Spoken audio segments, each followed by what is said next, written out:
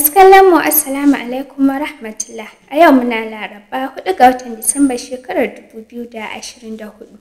Labarai za ku kalla daga nan DTV Hausa tare da ni Aisha Ahmad Iguda. Wasu masu ƙanana da matsakaitan masana'antu a yankin Dakata da ke nan jihar Kano sun gudanar da sallar alkunutu bisa zargin da suke yi wa kamfanin rarraba wutar lantarki na Kano Kedco na hana su wutar lantarki da suke yin amfani wajen gudanar da masana'antunsu. Mutanen sun gudanar da sallar ne a safiyar yau Laraba a rukunin masana'antu na Dakata da ke nan Kano.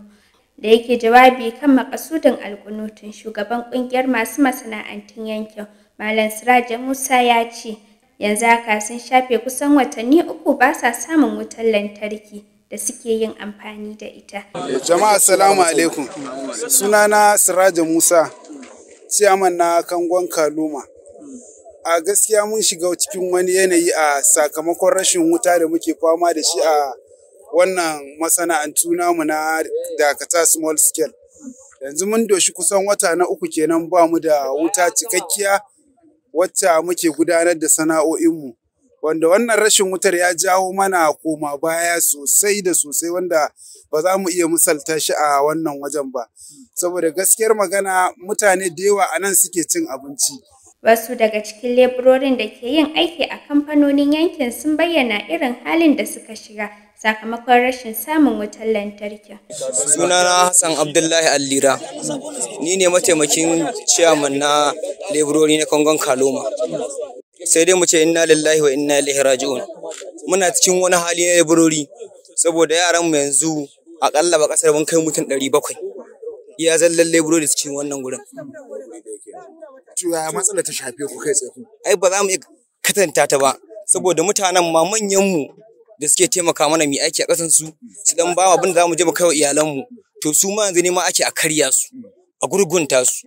Shi yasa muke nema da yan jarida da mai girma gwamna, tunda mai girma gwamna mun yadda mun tabbatar cewa shi ne matasa ne, mun tabbata da haka. To muna so waiwayo wannan barin ya duba mu da yanayin da muke ciki. Matasa sun gurgunta wanda ba sa sata ba sa ɗauke sun fara yanzu. Malam Murtala Isa Sadauki guda ne daga cikin mutanen da suka shirya sallar alkunutun, ya bayyana cewa sun yi iyakar ƙoƙarinsu wajen shawo kan wannan matsala. Sunana Murtala Isa Sadauki, mai kamfanin Sadauki Oil and Plastic. Abinda ya sa muka shirya wannan taro na alkunutu, leburorinmu ne masu suka shirya. Saboda abin da zai baka mamaki jiya da daddare kawai wani daga ciki ya wannan tunanin, saboda gani suke da su fito su zanga-zanga su bore su nuna rashin jin daɗin su, to ya kamata su yi addu'a ba dan kuma ba saboda sun ga yadda muka rike su da kima da daraja ko muka samu musu da aikin yi, sun tabbatar da cewa mu ba ma da laifi, sun tabbatar da cewa wani mutum ɗaya ne daga cikin Kedco, Abubakar Yusuf, wanda ake ce mashi MD, wanda yake shine yake jagorantar MD na Kedco. Saboda haka shine yake kokarin saka waɗannan dubbannin leburorin ko yace miliyoyin leburorin da kuka gani sun cika, su shine yake kokari ya saka su cikin wannan masifar. Anan kuma mai martaba sarkin Kano Khalifa Muhammadu Sunusi na biyu ya naɗa Malam Ahmad mai sunan Malam a matsayin sabon dagacin garin Rangaza na ƙaramar hukumar Ungwaggo da ke nan Kano, da kuma Malam Yakubu Magaji a sabon dagacin garin Gajida na ƙaramar hukumar Tofa. Sarkin ya hore su da su zauna da al'ummar su lafiya, su kuma ba da gudunmawa musamman wajen ci gaban ilimin addinin Musulunci da na zamani. Da yake jawabi a madadin sarkin, wazirin Kano Alhaji Sa'ad Shehu Gidado ya ce sarkin ya umarce su mayar da hankali wajen kula da lafiyar al'ummar yankinsu.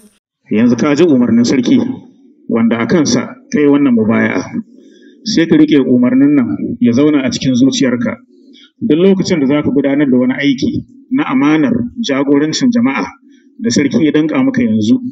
Wannan umarni za ka duba ba tare da sabawa ba. Sarki ya umarce ka banda zalunci, kada ka bari a yi, banda mu'amala da barayi, banda mu'amala da dukkan ɓata girma baki ɗaya. A nasa jawabin, sabon dagacin garin Rangaza Malam Ahmad mai sunan Malam ya gode wa sarkin bisa naɗin da aka yi masa. Sunana Ahmad Ibrahim Bashir, mai garin Rangaza, dagacin Rangaza. To ni dai ina fatan alkhairi ga mutanen Rangaza gaba daya da kuma hakimin Ungwaggo da kuma dagacin Zango da sauran dagatai gaba ɗaya da kuma al'ummar garin Rangaza gaba ɗaya, kowanne ina fatan alkhairi. Sannan duk mutanen da ba wai wannan ba su zo gaba ɗaya, ni mutane complete ɗinsu da wanda bai yin da wanda ya yi ni gaba ɗaya zan hannu rike su hannu daidai duk rike su. Assalamu alaikum. Mutane 12 ne suka rasa ransu a wani haɗarin mota da ya faru a daren ranar Talata a kan hanyar Bayamari zuwa Gaidam a jihar Yobe. Shugaban hukumar kiyaye haɗura ta ƙasa reshen jihar Yobe, wato Libnus Silizum ne ya bayyana haka a wata sanarwa da ya raba wa manema labarai a babban birnin jihar wato Damaturu. Ya ce waɗanda abin ya rutsa da su sun haɗa da mazaje 10 da wata babbar mace guda ɗaya, sai kuma wata ƙaramar yarinya. Kwamandan ya ce haɗarin ya faru ne da misalin ƙarfe 10 na daren da ya gabata a ƙauyen Cilluru a kan hanyar Bayamari zuwa Gaidam. Ya ce haɗarin ya faru ne a lokacin da motar da mutanen suka rasu suke ciki ƙirar Sharon ta yi karo da wata babbar mota ƙirar Hobo ta wani kamfanin aikin gine-gine wadda take tsaye a kan hanya. Mr. Lizum ya ce karan da Sharon ɗin ta yi ne ya sanya ta kama da wuta, kuma mutanen da ke cikinta suka ƙone yadda ba za a iya gane su ba. A nan ma dai ana fargabar rasuwar wasu mutane 12 bayan fashewar wani abu da ake kyautata zaton bom ne wanda 'yan bindiga suka dasa a ƙaramar hukumar Maru ta jihar Zamfara.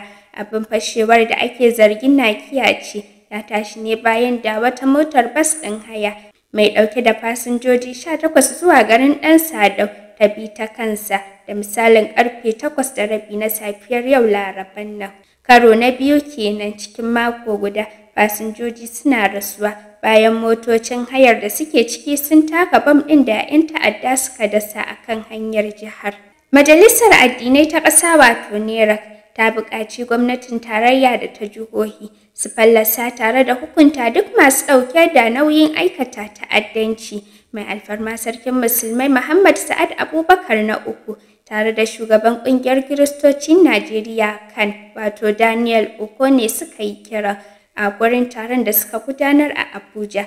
Shugabannin addinan sun koka bisa mummunar illar da ayyukan 'yan bindiga da dangoginsu ke yi wa al'umma gami da rarraba jama'a da mahallansu. Sarkin musulmin ya buƙaci 'yan Najeriya su koma ga Allah, su nemi rahamarsa da dawowar zaman lafiya da ci gaban Najeriya. Ya kuma gargaɗi 'yan siyasa da su ji tsoron Allah, su guji tara dukiyoyi ta hanyar haram da kuma mara amfani. A nasa ɓangaren Archbishop Oko ya jaddada mahimmancin shugabanni su alkinta albarkatun da Allah ya hore wa Najeriya domin amfanin jama'a, maimakon su mayar da su tushen rikice-rikice da kuma rashin tsaro. A nan kuma Majalisar Dattijan Najeriya ta sanar da jingine tattaunawa kan ƙudurin sauye-sauye ga dokar haraji ta ƙasa, wadda shugaba Bola Ahmed Tinubu ya gabatar mata. Majalisar ta ɗauki wannan matsaya ne a yau Laraba, a lokacin da ake muhawara a zauren majalisar. Hakan na zuwa ne kwana guda bayan da gwamnatin Najeriya ta umarci ma'aikatar shari'a ta ƙasa ta yi aiki tare da majalisar dokoki domin samun maslaha kan wasu ɓangarori na doka da ake takaddama a kai. Tattaunawa kan ƙudurin ya jawo zazzafar muhawara a faɗin ƙasar nan, yayin da wasu ɓangarorin ƙasar suka yi zargin cewa an cusa wasu abubuwa da za su cutar da wasu yankuna a ƙasar nan. A nan ma dai Majalisar Dattawan Najeriya ta kafa wani kwamiti na musamman ƙarƙashin shugaban marasa rinjaye Sanata Abba Moro na jam'iyyar PDP domin yin duba kan wasu ɓangarorin ƙudurin haraji wanda shugaban ƙasa Bola Ahmed Tinubu ya gabatar domin yin gyara. Kwamitin zai duba batutuwan da ake cece-kuce a kansu, sannan kuma ya dawo domin gabatar da rahotonsa a gaban zauren Majalisar Dattawa. Mataimakin shugaban Majalisar Dattawa Barau Jibrin ne ya sanar da wannan mataki a yayin zaman majalisar na yau Laraba. Sanata Barau, wanda ya jagoranci zaman majalisar na yau, ya ce an samu cece-kuce a kan ƙudurin. Don haka an ɗora wa kwamitin alhakin tattaunawa da ministan shari'a da kuma ɓangaren zartarwa da kuma sauran masu ruwa da tsaki kan ƙudurin. Sauran mambobin kwamitin sun haɗa da Titus Zam daga jihar Benue da kuma Oji Ozukalu na jihar Abia. sai kuma Sani Musa daga jihar Neja da kuma Abdullahi Yahaha daga jihar Kebbi da dai sauransu. Daga ƙetare kuma 'yar takarar jam'iyya mai mulki a ƙasar Namibia wato Netumbo Nandi-Ndaitwah ta zama mace ta farko da aka zaɓa a matsayin shugabar ƙasa a zaɓen makon da ya gabata wanda ake takaddama a kansa. Hukumar zaɓen ƙasar ta ce Nandi-Ndaitwah ta samu sama da kashi 57 cikin 100 na ƙuri'un da aka kaɗa, inda ɗan takara mai biye mata wato Pandulani Itula ya samu kashi 26 cikin 100.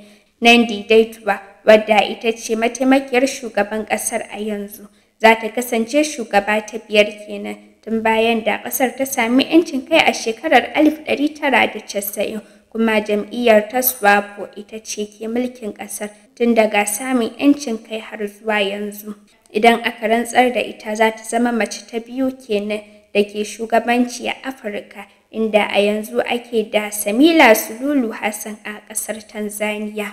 A nan ma dai jam'iyyun hamayya a ƙasar Koriya ta Kudu sun gabatar da ƙudurin tsige shugaban ƙasar wato Yoon Suk Yeol bayan da ya yi yunƙurin kafa dokar soji a ƙasar. Mr. Yoon ya janye ƙudurin ne bayan 'yan majalisar dokoki sun kaɗa ƙuri'ar daƙile matakin. Tuni dai ƙungiyar ƙwadago da jam'iyyar Mr. Yoon suka yi kira gare shi da ya yi murabus. Yoon Jo ya ce jam'iyyarsu za ta kare al'ummar ƙasar har sai inda ƙarfinsu ya ƙare. BBC ta rawaito cewa a halin yanzu ya roƙi 'yan ƙasar da su tsaya tare da jam'iyyar kuma su taimaka wajen kare jamhuriyar Koriya. Ƙarshen labaran kenan kuka kalla daga nan DTV Hausa a madadin editan da ya tattara labaran wato Abbas Abdulrahman, ni da na karanto Aisha Ahmad Iguda nake cewa mu huta lafiya.